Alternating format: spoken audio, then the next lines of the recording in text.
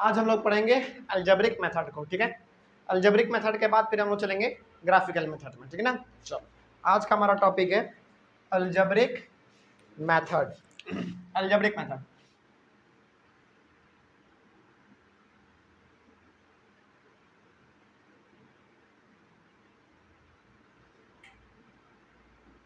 पहले आप अलजेब्रिक से बनाइए या फिर ग्राफिकल से बनाइए, बात दोनों का सेम है, कहीं पे भी कोई डाउट होने वाला नहीं है। लेकिन आज हम लोग शुरुआत करेंगे अलजेब्रिक मेथड से। अब देखो, pair of linear equation into variable हम लोग जब पढ़ते हैं ना, तो उसका एक स्टैंडर्ड फॉर्म होता है, मतलब कि वो नंबर उसी रूप में रहना चाहिए।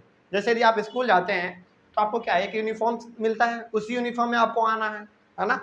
यदि आप कोचिंग जाते हैं तो टाइम फिक्स है, उसी टाइम में आपको आना है। उसी प्रकार से लीनियर इक्वेशन यदि टू वेरिएबल यदि आप पढ़ रहे हैं तो जो भी इक्वेशन हमारा इसमें होगा, यानी कि जो भी हमारा इसमें दो अलजेब्रिक एक्सप्रेशन होगा, उसके बीच में क्वालिटी का साइन होगा, वो किसी एक खास स्टैंडर्ड फॉर्म में होना चाहिए। समझ गए बात को। और वो स्टैंडर्ड फॉर्म क्या है, जरा देखो यहाँ पे स्टैंडर्ड फॉर्म। स्टैंडर्ड फॉर्म क्या है? स्टैंडर्ड फॉर्म इसका देख लो यहाँ पे।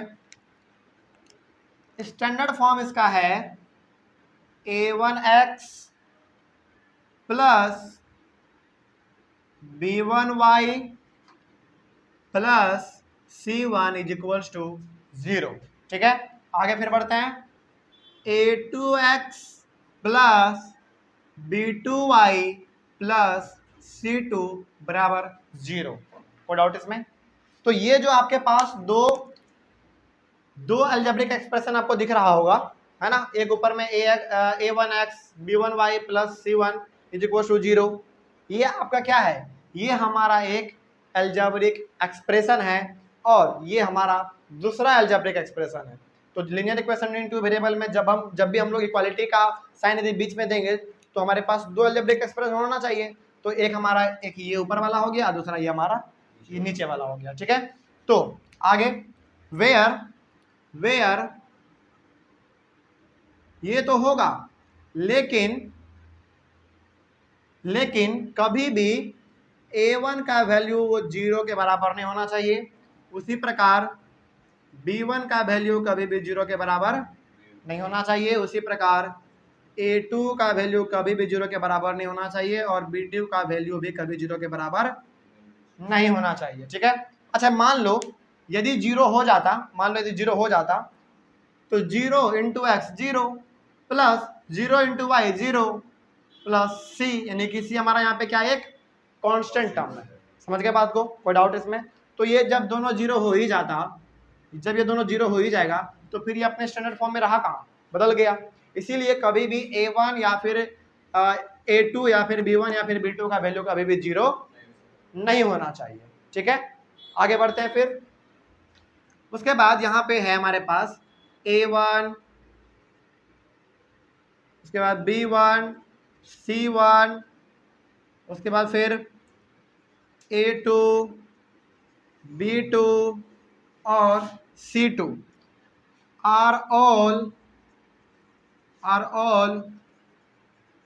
Real number. ये सारा के सारे हमारा क्या है, रियल नंबर है। कोई डाउट इसमें? चलो आगे बढ़ते हैं। फिर यहाँ पे कॉमा है, सभी में कॉमा दे दो, a1 comma b1 comma c1 comma, फिर यहाँ पे तो कॉमा है ही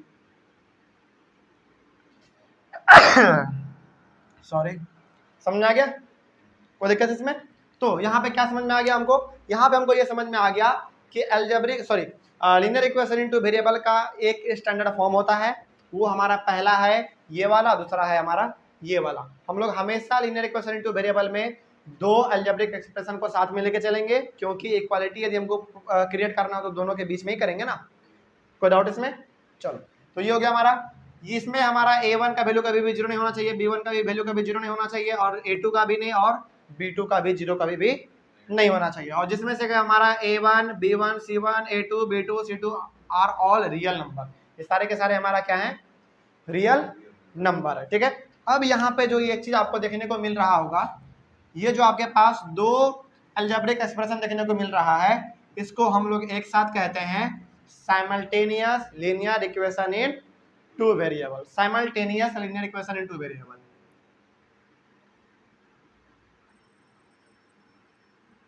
साइमल्टेनियस लीनियर इक्वेशंस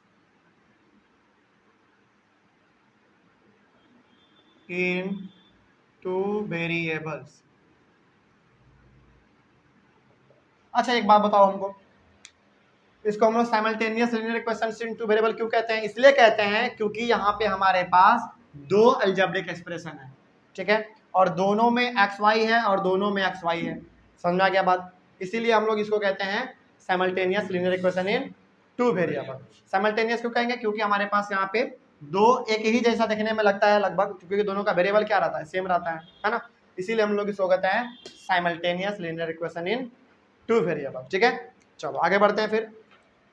अब आगे अलजेब्रिक मेथड जो हमारा है, अलजेब्रिक मेथड जो हमारा है ना, ये तीन कैटेगरी में बटा हुआ है, तीन कैटेगरी में ये हमारा बटा हुआ है। चलो देखो यहाँ पे सबसे पहला जो इसका कैटेगरी है वो है इसका कैटेगरी सबसे पहला सब्स्टिट्यूशन मेथड। क्या है? चलो यहाँ पे ना लिखने के बजाय हम लोग यहाँ नीचे लिख देते हैं। ये जो है ना तीन कैटेगरी में बटा हुआ है हमारा, पहला इधर, दूसरा इधर और तीसरा हमारा इधर। ठीक है, चलो देखो यहाँ, तो सबसे पहला जो मेथड है हमारा वो है सब्स्टिट्यूशन मेथड।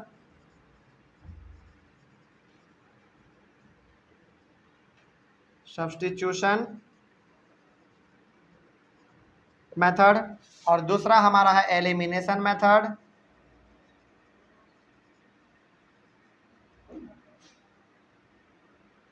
एलिमिनेशन मेथड, और तीसरा हमारा है cross multiplication. Cross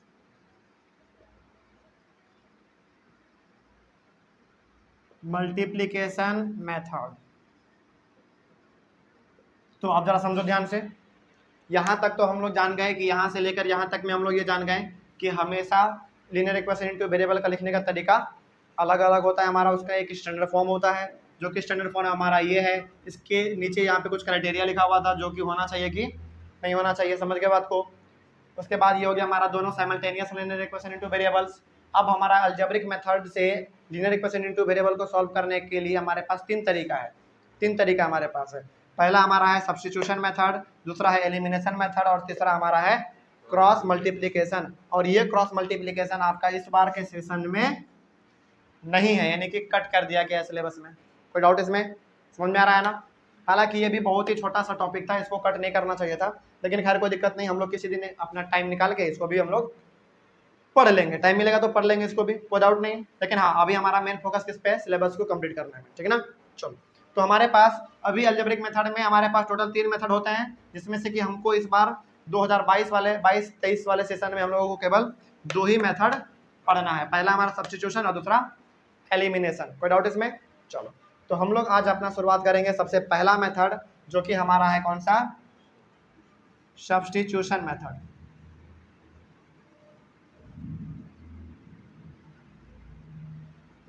substitution method. देखो सबसे पहला बात यहाँ पे ध्यान से देखो, सब्स्टिट्यूशन मेथड। अच्छा, यहाँ पे सब्स्टिट्यूशन का मतलब क्या है? सब्स्टिट्यूट कर देना, मतलब कि एक के बदले दूसरे को रख देना, यही होता है ना सब्स्टिट्यूशन का मतलब। जैसे यदि आपके क्लास में यदि क्लास टीचर नहीं आए हैं, उसके बदले में कोई टीचर दूसरे आते हैं ना, वो क्या हमारा सब्स्टिट्यूट ही तो है, वही होता है ना हमारा। तो एक के बदले दूसरे को रख देना, तो हम लोग यहाँ पे रखेंगे किसको? किसी ना किसी के वैल्यू को रखेंगे, है ना। चलो, इसको हम लोग सॉल्व करने की कोशिश करते हैं पहला, और जिस मेथड से हम लोग अभी सॉल्व करेंगे वही मेथड हमारा पूरा का पूरा सब्स्टिट्यूशन मेथड में लागू होता है, ठीक है। चलो एग्जांपल लेते हैं, हमारे पास एग्जांपल यहाँ पे लिखा हुआ है, इस एग्जांपल को अभी हम लोग सॉल्व करेंगे। चलो देखो यहाँ पे क्या लिखा हुआ है, क्वेश्चन ले लो। 7x - 15y = 2, उसके बाद है हमारा x + 2y = 3। अब मेरे बात को ध्यान से सुनना, लिखने के लिए टाइम देंगे, टेंशन नहीं लो। देख लो यहाँ पे पहले, ये हमारे पास क्वेश्चन था, ठीक है, ये हमारे पास क्वेश्चन था। जब भी क्वेश्चन दिया रहे, सबसे पहले तो ये पता करो कि वो अपने स्टैंडर्ड फॉर्म में है कि नहीं है। क्या ये दोनों अलजेब्रिक एक्सप्रेशन हमारा स्टैंडर्ड फॉर्म में है? जरा देखो तो, बिल्कुल है। अच्छा एक बात और, बहुत सारे बच्चों को कंफ्यूजन इसमें होता है ना कि सर यहाँ पे तो प्लस लिखा हुआ है, प्लस होना चाहिए, यहाँ पे तो माइनस आ गया। नहीं, वहां पे प्लस माइनस हो सकता है, बस समझ गए, ये तो केवल एक तरीका था लिखने का। वहां पे यहाँ पे प्लस की जगह पे माइनस भी हो सकता है। तो अब जरा देखो, जब इस माइनस सॉरी जब ये हम +2 को इधर से इधर लेके आएंगे तो -2 आ जाएगा हमारा, तो ये हमारा सी की जगह पे आ जाएगा, देख लो आ जाएगा ना। और यहाँ पे हमारा y की जगह पे y है, 15 की जगह पे हमारा b1 है, उसके बाद फिर यहाँ पे x की जगह पे x है, और उसके बाद a1 की जगह पे 7 है। यानी कि ऊपर वाला तो अपने स्टैंडर्ड फॉर्म में है ही है, नीचे वाला भी हमारा स्टैंडर्ड फॉर्म में है, इसको इधर लेते आएंगे -3 हो जाएगा। तो ये भी हमारा किस में है, एक स्टैंडर्ड फॉर्म में है। हाँ वो प्लस माइनस हमारा बदल सकता है, ठीक ना। चलो इसको सॉल्व करने की कोशिश करेंगे। तो जब भी आपको सवाल में दिया रहे तो आपको सबसे पहले क्या करना है, जरा ध्यान से देखो। जब भी सवाल में दिया रहे सॉल्यूशन क्या करेंगे, 7x - 15y = 2x + 2y = 3। जब भी सवाल में दिया रहे तो सबसे पहले वाले अलजेब्रिक एक्सप्रेशन को फर्स्ट इक्वेशन मान लो और सेकंड वाले को सेकंड मान लो, ठीक है। मानने के बाद अब किसी एक में से, किसी दोनों में से किसी एक वेरिएबल का वैल्यू निकाल लो। क्या कह रहे हैं, किसी एक का वैल्यू निकाल लो, ठीक है ना। चलो हम लोग यहाँ पे अब इसको सॉल्व करेंगे, यही तरीका आप पूरे में लगाएंगे। From equation first, equation first हमारा क्या है, 7x - 15y = 2। देखो यहाँ पे ध्यान से, हम क्या कहें कि दो अलजेब्रिक एक्सप्रेशन हमारे पास है, इन दोनों में से किसी एक वेरिएबल का वैल्यू निकाल लो। तो हम लोग पहले में से निकाल रहे हैं, किसका निकालना चाहोगे, x का या y का? चलो x का निकाल लेते हैं, क्योंकि x हमारा बहुत ही नॉर्मल सा एक वेरिएबल है, x का निकालते हैं। तो 7x = 2 माइनस था तो +15y। चलो आगे बढ़ते हैं फिर, x = 2 + 15y/7। x का वैल्यू निकल गया ना, कोई डाउट इसमें? चलो इसको मान लो थर्ड, इसको क्या मान लो, थर्ड। अब यहाँ पे क्या करना है, हमको इस x का वैल्यू पुट करना है सेकंड वाले में। हाँ एक बात याद रखना हमेशा, जिस वाले से x का वैल्यू निकाले हो उसी वाले में कभी भी x का वैल्यू दोबारा पुट मत कर देना, समझ के बात को। यहाँ पे हम लोग किससे निकाले हुए हैं, फर्स्ट इक्वेशन से निकाले हैं x का वैल्यू, तो इस x के वैल्यू को हमको पुट करना है किसमें, सेकंड वाले में। तो पुटिंग द वैल्यू ऑफ, लिखना पड़ेगा यहाँ पे, putting the value of x in equation second, समझ गए बात को। तो हम लोग यहाँ पे क्या किए, यहाँ पे हम लोग फर्स्ट इक्वेशन से x का वैल्यू निकाल लिए, ठीक है। अब इस x के वैल्यू को हमको डालना है किसमें, सेकंड वाले इक्वेशन में। कोई दिक्कत नहीं, पहले वाले में कभी नहीं डालना, नहीं तो x का वैल्यू नहीं आएगा, ठीक है। तो जिसमें से निकाले हैं उसी में डाल दोगे तो कभी वैल्यू नहीं आएगा। तो हम लोग हमेशा क्या करेंगे, पहले वाले से निकालिए या फिर सेकंड वाले से किसी एक का वैल्यू निकाल लीजिए, उसके बाद जिससे निकाले हैं उसमें ना डाल के जो बचा हुआ है उसमें उसका वैल्यू पुट कर देंगे, निकल जाएगा हमारा, ठीक है। तो हम लोग यहाँ पे फर्स्ट वाले से निकाले हुए थे, अब हम लोग इसको सेकंड वाले में पुट करेंगे। चलो देखो जरा ध्यान से, तो सेकंड इक्वेशन हमारा क्या है, ये है x + 2y, x + 2y = 3। चलो x का वैल्यू अभी तुरंत निकाले हम लोग, कितना है, 2 + 15y / 7 + 2y = 3। चलो एलसीएम ले लो, कितना आ जाएगा, 7 आ जाएगा। तो 2 + 15y + कितना 14y = 3, इसको उधर भेज दो, मल्टीप्लाई हो जाएगा, 21 हो जाएगा। तो यहाँ पे देख लो हमारा कितना हो जाएगा, 2 + 15 और इसको ऐड कर दो, कितना हो जाएगा, 29y = 21, ठीक है। आगे बढ़ते हैं फिर, हाँ 29y = 21 - 2, तो 29y सॉरी यहाँ पे y ना, y = 19, तो y बराबर कितना हो जाएगा, 19/29। अब जरा देखो यहाँ पे क्या यहाँ पे y का वैल्यू हमारा एक एग्जैक्ट वैल्यू आ गया? अब हम लोगों को क्या करना है, इस y का वैल्यू अब आप किसी में भी डाल दीजिए, पहले वाले में या फिर दूसरे वाले में। बस ध्यान क्या रखना है यहाँ पे, हमेशा ध्यान ये रखना है कि जो पहले में से आप जिसको निकाले होंगे उसका जिसमें से निकाले हैं उसमें नहीं डालना है। समझ के बात को? जैसे देखो यहाँ पे फर्स्ट इक्वेशन से हम लोगों ने x का वैल्यू निकाला है, तो यही x का वैल्यू हम लोग दोबारा फर्स्ट में नहीं डाल देंगे, सेकंड में डालेंगे, ठीक है ना। सेकंड में डालने के बाद किसी एक का वैल्यू हमारे पास आएगा। अब इस वैल्यू को आप चाहे तो पहले वाले में डाल लीजिए या फिर सेकंड वाले में डाल लीजिए, हमारा वैल्यू निकल जाएगा, ठीक है। तो अब हम लोगों को यहाँ पे क्या करना है, putting the value of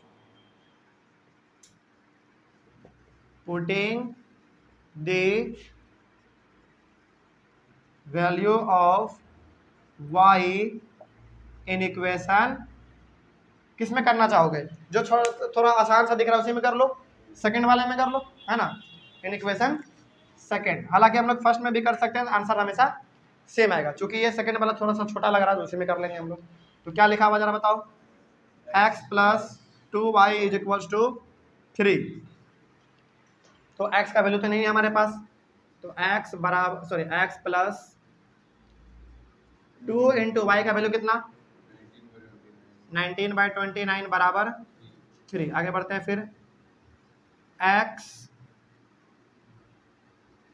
plus 19 गुना 2 38, 29 बराबर 3। इधर कर लेते हैं, x is equal to 3 minus 38/29। x बराबर एलसीएम ले लो, 29 आ जाएगा, है ना। चलो फिर 29 में डिवाइड करो 1 से तो 29 आएगा, 29 इंटू 3 कितना हो जाएगा, कितना, चलो एक मिनट, 29 बाई को डिवाइड करो 3 से, 9 27 के साथ हाथ में 2 3 6 7 8, 87, ठीक है। 87 माइनस 38, 87 माइनस 38, चलो 87 आ गया, 38 को माइनस कर देते हैं हम लोग। चलो 17 में 8 गया, कितना बचेगा, 9, और 7 में 3 गया, 4, कितना आ गया, तो x बराबर 49/29। समझ में आ गया। तो अब यहाँ पे हमारे पास दोनों वेरिएबल मालूम चल गया, दोनों वेरिएबल हमको मालूम चल गया, कोई डाउट इसमें? तो यहाँ पे अब एक लाइन में आप नीचे लिख देंगे, hence x is equals to 49/29 और y is equals to, y का कितना था, 19/29। इसको ऐसे करके पूरा एक बॉक्स में बंद कर देंगे इसको। कोई डाउट इसमें? अब समझ में आ गया। तो कैसे करेंगे, सब्स्टिट्यूशन मेथड में, यही हमारा सब्स्टिट्यूशन मेथड है, ठीक है ना। तो सब्स्टिट्यूशन मेथड में कैसे करेंगे सवालों को सॉल्व, सबसे पहले आपके पास सवाल में 2 अलजेब्रिक एक्सप्रेशन दिया हुआ रहेगा, पहले वाले को फर्स्ट इक्वेशन मान लेंगे, सेकंड वाले को सेकंड इक्वेशन मान लेंगे। इन दोनों में से किसी में से भी एक वेरिएबल का आप वैल्यू निकाल लीजिए। वेरिएबल यहाँ पे हमारे पास आ गया था x, चाहे तो आप फर्स्ट से निकाल सकते हैं, चाहे तो सेकंड से निकाल सकते हैं। और जिस अलजेब्रिक एक्सप्रेशन से आप वैल्यू निकाले हैं उसी में उसको पुट नहीं कर देंगे, किसी दूसरे वाले में पुट करेंगे। पुट करने के बाद आपको कोई एक वैल्यू आ जाएगा। फिर इस वैल्यू को आप किसी में भी पुट कर सकते हैं, चाहे आप पहले वाले में कीजिए या फिर सेकंड वाले में कीजिए, हमेशा आंसर आपका सेम आएगा। कोई डाउट नहीं इसमें, समझ में आ गया। तो ये हो गया हमारा पूरा का पूरा सब्स्टिट्यूशन मेथड, समझ में आ गया। तो जरा देखो यहाँ पे सब्स्टिट्यूशन में क्या हम लोग यहाँ पे इस x के जगह पे, इस x के जगह पे, इस वाले में इस x के जगह पे ये वैल्यू डाले थे ना, यही हो गया हमारा सब्स्टिट्यूशन मेथड। मतलब कि एक के जगह पे दूसरे को डाल देना। समझ गया बात को? कोई डाउट इसमें? अब कहीं पे भी कोई समस्या? समझ में आया है? चलो स्क्रीनशॉट वाले बच्चे स्क्रीन ऑनलाइन वाले बच्चे इसका स्क्रीनशॉट ले सकते हैं। इसके बाद हम लोग फिर चलेंगे अपने एलिमिनेशन मेथड पर, ठीक है। तब तक के लिए thank you very much and have a nice day.